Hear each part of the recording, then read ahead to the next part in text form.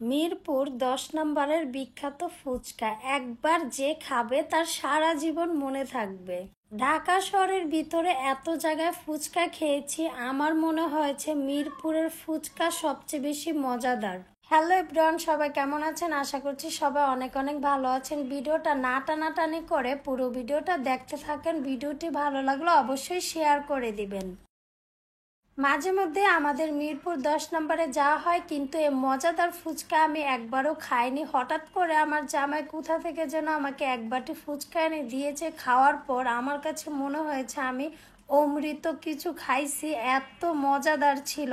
তাই আমি আবার চলে গেলাম আরেক প্লেট ফুচকা খেতে। এই ছোট ছোট বাটিগুলা মাত্র 20 টাকা, অনেকগুলো ফুচকা দেওয়া হয়। আমি দাঁড়িয়ে দাঁড়িয়ে দেখতেছিলাম, ভাইয়া অনেক সুন্দর করে ফুচকা বানায়। এই ভাইয়ার হাতে জাদু আছে, ফুচকা বানানো অনেক মজা হয়। আমার জামাই খাবে বেলপুরি, আমি খাবো ফুচকা। দেখেন দুইজনের দুইটা পছন্দ। আমার আসলে ফুচকাটাই বেশি পছন্দ, জামাইয়ের বেলপুরি।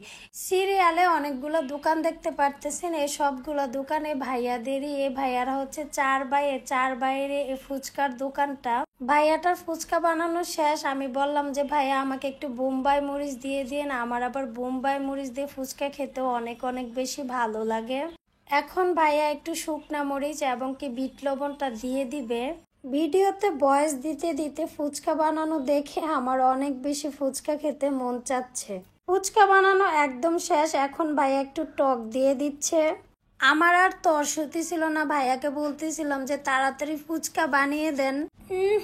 একটা ফুচকা মুখে দেওয়ার পর এত বেশি মজা লাগতেছিল, আমি আপনাদেরকে বলে বুঝাতে পারবো না। অনেক অনেক বেশি মজা। আপনারা যদি মিরপুর 10 নম্বরে যান, অবশ্যই আপনারা একবার হলে ফুচকাগুলো খাবেন। আমার জামাই এখন বেলপুরি খাবে। আমি বলতেছিলাম যে কেমন হয়েছে, জামাইও বলতেছে অনেক বেশি মজা হয়েছে। আমি ফুচকা রেখে এখন একটু বেলপুরি খাবো। বেলপুরিটা আরো অনেক বেশি মজা হয়েছে।